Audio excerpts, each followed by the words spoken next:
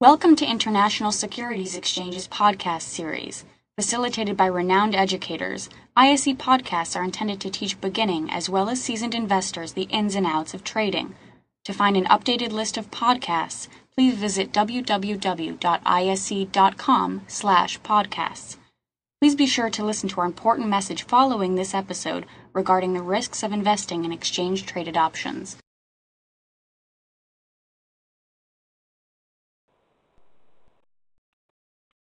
All right, good afternoon, everyone. I think we're ready to start.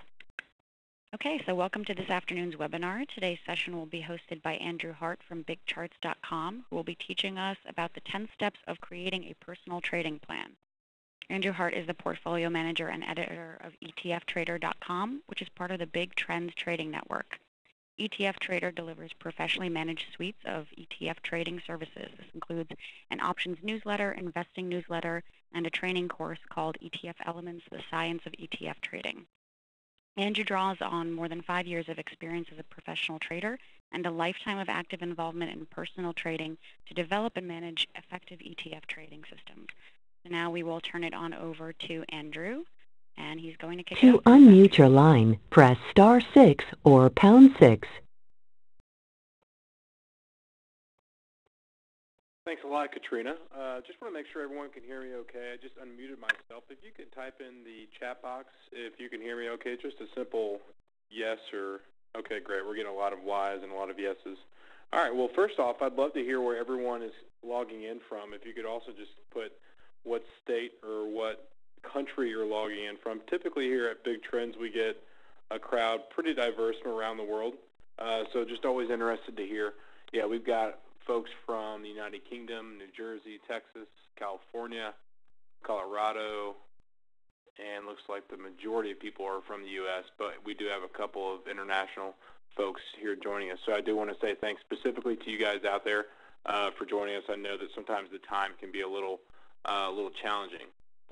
At any rate, I think everyone is going to enjoy today's presentation. I'm going to do something that's going to help everybody regardless of whether you trade ETFs or not.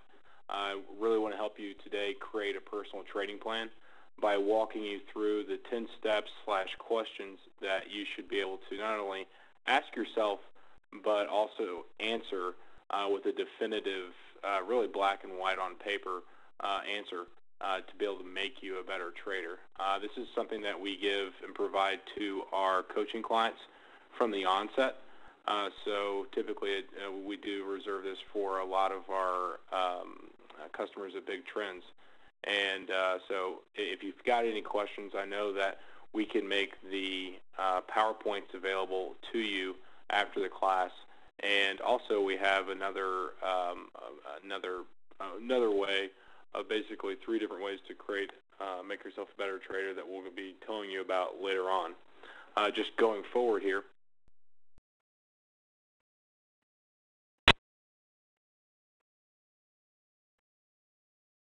Number one, I wanted to share with everybody a little bit more about Big Trends and ETF Trader. Big Trends actually was created a couple of years ago, and since the beginning of 2011, we're now back within the fold of Big Trends. The ETF Trader portfolio that I manage is now co-managed with a partner of mine called Moby Waller. Some of you may recognize Moby from Big Trends as well. If you don't, this is a little bit about both of us. We co-manage 2 portfolios, one which is focused on ETF options and one which is focused on ETFs alone, looking at a little bit more longer-term, more active investing type. But the bottom line is that we do provide actionable ETF research, and today I'm going to share with you not only the questions that I would recommend you going through to make yourself a better trader, but in the end I'm going to answer those questions for you and tell you really what I do with the system that we run our portfolios with. And again, I'll be focused mainly on the options side and the systems that we use with that, so you can kind of get a peek inside of how we do things here at Big Trends, especially from an ETF trading perspective.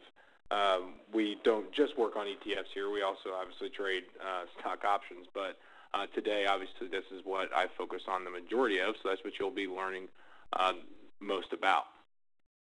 I want to first start off with, what are the top challenges that every trader faces. And this is something that whether you've been trading for 10, 20, 30 years or just 1 year, you know about these, you've had them, and more than likely you're going to have them again. So the whole thesis of creating a trading plan is to help you avoid all of these challenges. And the idea is that you want to make yourself more like a machine, right? Very systematic, avoid the emotions, and be able to trade, to have consistent results that you can expect, right? Start making decisions, more like a business, correct? But you can see some of these here, not pulling the trigger. These are all very, very common challenges that traders can face on a daily basis. A good example of this would be, for example, today in the market, we've got a market that pulled back pretty strong. Overall, over the last several months, we've been very bullish. And you've got several different things that the market could pull back on. Today, in fact, it was something with another increase in fear from the Fukushima plant. But the bottom line is that it could potentially have you fearful of getting into another bullish trade, despite the fact that today could have been a very good entry point for a long position given the shorter-term pullback and the longer-term bull trend. I'm not saying that's what today, in fact, was, but the bottom line is if you've got something that you're objective, you don't ever have to really second-guess yourself, and that's really not pulling the trigger is. I don't want to go through each one of these, line by line, but you do see here how these are certain things. Looking at the next, finishing out the top 10, you can see here, a lot of these in the second part, in fact, pretty much all of them are psychological. And anyone who's been trading knows that you have to focus on a lot of mental management, if you will, mental capital. And the biggest challenge for you in managing that is really not subjecting yourself to too many decisions, right? You hear things on CNBC, Bloomberg, you read things on several different blogs, websites, so on and so forth, and no matter what decision you make, good or bad, you're going to find something somewhere, if not in multiple places, that's going to tell you the complete opposite. It drive you crazy to try to find and really support your decision. So my goal here today is obviously to help you avoid all of these common challenges through creating a successful trading plan that makes you much, much more confident and also systematic, and can give you more objective decisions and objective results. So starting out here with the first, how will you enter? Now, I love starting out with this because the first thing is if someone says, this is so basic, why would I need to answer, how will I enter? And it's funny, some of our coaching clients who end up joining one of the larger, one of our more in-depth classes, longer term, they've been trading first off for several years, may be employing 3 different option strategies at the same time, and maybe one large account or a couple different small accounts, and so it's somewhat complex and advanced, and obviously varying different spreads or just straight buying. At any point, when you ask them this question and they say, well, it depends, and when you really get down to it and you go line by line in let's say the last quarter, and when you're thinking about these, think about what you did in the last month or the last quarter, and say to yourself, how did I enter? Well, was every single trade you entered, was it based on a defined, written, and this is obviously not a very sexy thing to say, but was it based on a defined policy, right? Was it something in black and white that was objective that could help you stay away from those decisions and getting into the emotional trap if you don't know what you're doing? At any rate, you do want to know, and you want to have it defined for me, and we'll get down to everything that I do and just my trading profile, if you will, but talking about it along the way, too. For me, I've got a very, what I would call sophisticated technical system that uses multiple time frames, but I've got a very, very small group of ETFs that I focus on. And number one, that gives me a focus list. Number two, that helps me not get too many signals to where I have to start saying, well, I should take this one based on my quote system, but today I'm not feeling like it, and I don't like what the market looks like overall. But in the end, you do need to write down exactly what the catalyst is for something maybe being put on a watch list, and then what the specific trigger is, down to, for me, I have penny confirmations, which basically I have a setup, bull or bear, and then something specific needs to happen within a specific period of time. In my case, my primary time frame being daily, within 5 days, I have to have that happen. If it does, I've got no questions asked that I take that trade. Do I have a 95% winning average? Of course not. But I have a very systematic approach that gives me very expected results, and I'm not selling credit spreads, so I'm not looking for very high probability. I'm doing more directional trades. So as long as I can make fit within my expectations or beat those, that's something that my system is doing great. And then I look to improve again on that system, and it's a constant trade. But bottom line, how will you enter? You need to have that written down. Next, how will you exit? Again, very, very basic, but you need to have this written down. If it's based on the same system, or maybe it's based on something else. Maybe it's based on a time stop, for example. For options traders out there, one of our innate, built-in enemies is going to be time. You're always working against you. Specifically, if you're buying out of the money options, I mean, that's going to be your main concern. But if you're buying in the monies, it's still a concern, just not as much. Now, you've got it. So if something's not working, let's say within 5 days, but it hasn't reversed, so on and so forth, you still might consider getting out of the trade, right? Well, you need to have all these things written down. It starts to sound a little complicated, even from these two basic questions.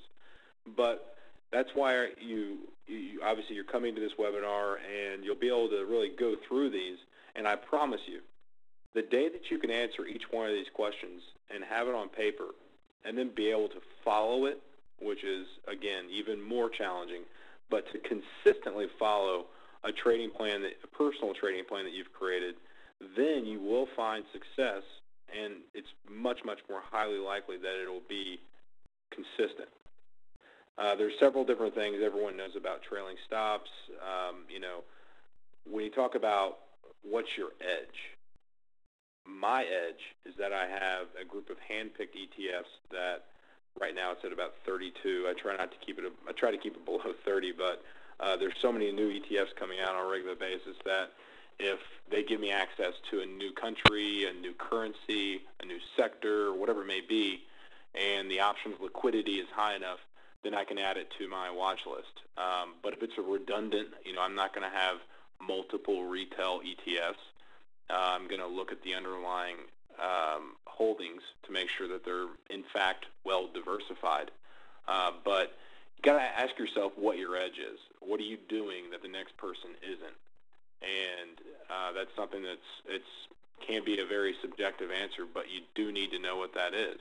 And like for me, it's obviously the system itself. It's the focus group of ETFs. And it's also knowing that as we'll cover here in a second, every period of time I review my trades. And I'm fortunate enough here at Big Trends to have a group of research analysts that we review each other's. And that gives us pretty much the best unbiased look at, hey, what's working, what's not. Take a look at your top 20% trades and your bottom 20% trades and see what the common traits are, the common threads of the good ones.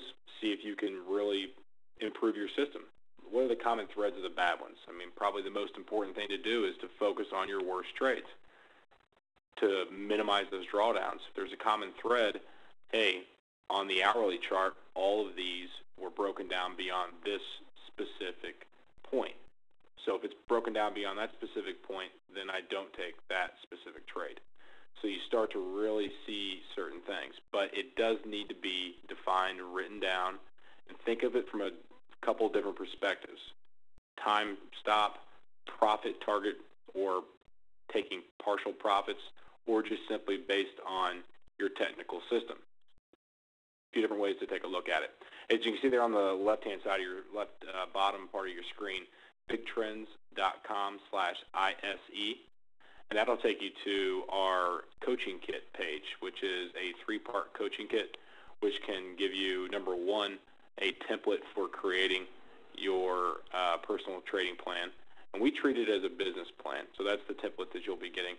Also gives you a hour-long course on market timing, specifically from a sentiment perspective. And finally, it's going to give you a trading book, which is our technical guidebook. It goes through all of our major technical indicators that you can learn about. Again, that's free, no obligation, but check it out if you like. It is obviously a good deal. There's a lot of great stuff in there. So moving forward here, number 3. And feel free, I don't want to move too fast. On the other hand, I've got a lot to cover, especially, and I see here at one point in time we did lose a little bit of sound, so I apologize for that. I'll turn up the phone here just to make sure. But at any rate, if you do have any questions, make sure that you ask them, because if I don't answer them immediately, I'll certainly see them and make sure that I get them answered for everybody. Number 1 here, what type of orders will you use to enter and exit? Again, starting out here with these basic questions is sometimes, again, it can be a little, what am I reading? Why am I asking myself this question? But how many different orders have you placed in the last week? And for those of you that aren't incredibly active, maybe you're just, 3 or 4 trades a month, something like that. Look at yourself over the last quarter. How many different types, and what I mean by this is it a day limit order, is it a market order? And in most cases, I would say avoid market orders. And I mean, the vast reason for that is that you really can't control your price, especially in options. You know that the bid-ask spread, if it's a little wide, it can certainly be. You could really just, basically get a bad price. But at any rate, you want to have that defined. If you're trading options on, let's say, an SPY, something that's very, very liquid, well then, yeah, you certainly would like to, perhaps there's a time restraint by placing market limit orders so that you do want to place market orders. It's whatever fits your personal situation. For me, I prefer limit orders, and that's pretty much straight down the line. But you certainly want to have this written to what exactly you're doing. Let's see here, one last one.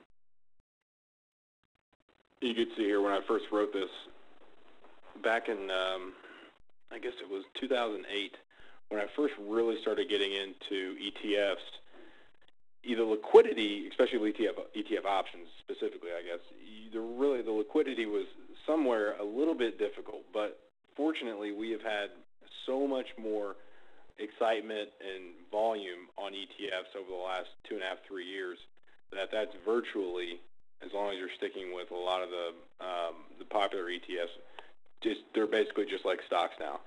And unless it's a low volume traded ETF, you don't have to worry about getting out. Sometimes it's like what they say, it's a roach motel. They'll let you in, but they won't let you out. But the bottom line is that if you do have issues getting out, let's say that you try to get cute on your exits because for whatever reason you think you can do better than what's out there and you go to the mid. Always go in at the ask if that's your issue. If you find yourself taking action on your signal, but you're not getting out because of you're being cute on an exit, and you end up giving up gains, then you certainly want to take a look, and you definitely want to just start going out at the ask if you're selling an option that you bought. Vice versa, if you're buying back an option you sold, you go out at the bid. But that's definitely something just to ensure that you get out. Now, number 4, how much capital will you need to trade successfully? This is very, very important, and it seems very basic again, but if you don't have this, a lot of folks want to get out there, they see the excitement of options, and they may not have enough, so then what happens? What do you trade first? You trade the far out of the monies, you buy far out of the monies for your first trade, looking out there for the 500% gain, and next thing you know, you've got 100% loss on your capital. And you could have even have been right on the direction, but it didn't move fast enough for you. Overall, I would recommend when you're buying options to stick more to in the monies. They're just much more of a secure and steady options trade. You've got only typically one way to be wrong with an in-the-money purchase, and that's if you're wrong on the direction. But again, with an out-of-the-money purchase of an option, you could be right on the direction, but wrong on the timing, where the acceleration of that trend may not be strong enough, and you could still take a loss. But for those of you out there that have been forced into doing that, maybe because you just didn't have enough capital to begin with, I always say, to me, from the different variability of how much capital per trade you'll put on there, that it seems very, very hard to do it with any less than about 5K. Typically, I would say your sweet spot for starting would be 10,000, but clearly the more capital you have overall to place in your account, the better, from several different perspectives, from just especially the cost of all the tools that you can use. That just diminishes with respect to the overall account value. So that gives you basically a better buying power for having the best tools. The next thing that you would ask would be what? Well, how much percent or how much capital per trade do you invest? So how much capital do you need based on the types of trades that you want to make? If you know that you want to do, let's say, debit spreads. So debit spreads would be something where you're buying a directional trade, but you're at the same time selling a call. So let's say it was a bullish vertical call spread, so a bullish debit spread. You'd be buying an in-the-money call, in my case, in the style that I'd like to do it, and selling an out-of-the-money call against it to reduce your overall out-of-pocket investment. But how much money do I put against that? I would say between 5 and 10%. Typically, we do 10% allocations per trade from about a $100,000 portfolio, so about a 10K investment on your overall tradable equity, right? But it would certainly be the best to do a percent trade. Here are big trends. We do full and half positions, as you can see here. This basically where this comes from is that we wouldn't really, and I should go down to this to show it to you, it's really all about risk control. If you spend more than 10% on a trade, and again, this goes back to how much capital you can have overall. If you're looking at a 20% of your entire account in one trade, well, if it's an options trade and it loses 10%, which can certainly happen in a day, you're down 2% on your overall portfolio. So you want to work backwards and go to your overall portfolio and say, what's my risk containment that I want, let's say, on a per week basis or per month, but give it a defined limit and say, okay, I don't want to be down more than 5% on any given month. Obviously, with that risk contained, you're also containing a little bit of your upside too. Keep that in mind. But at the same point in time, that's where we found we started off with 10%. A lot of folks here are now trading the 5%.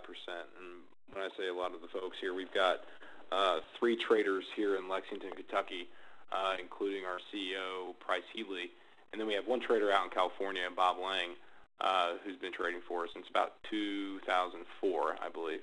And I would say that we're pretty much down the middle from 10% or 5%, but we all do a percent of each, not a flat amount of contracts, not a flat amount of money. The only way to really ensure yourself against that, that you get the equal exposure per trade, is to do it obviously the percent-wise. Thank you for listening to our podcast. To find more podcasts on options, stocks, alternative markets, and market data, please visit www.ise.com/podcasts.